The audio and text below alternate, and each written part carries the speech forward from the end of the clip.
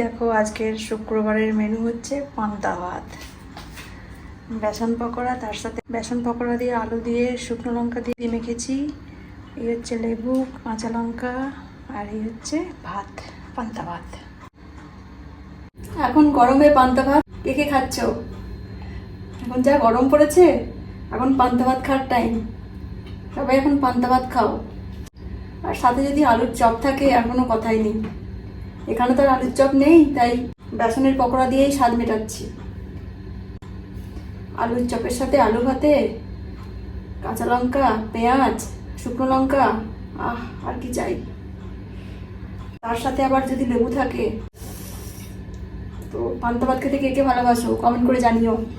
ছোটবেলায় তো পান্তা ভাত হলে মা যদি বলতো পান্তা ভাত আছে কে খাবি, দিদি আমি দুজনেই কাড়াকাড়ি করতাম। দিদি বলতো আমি খাবো, আমি বলতাম আমি খাবো।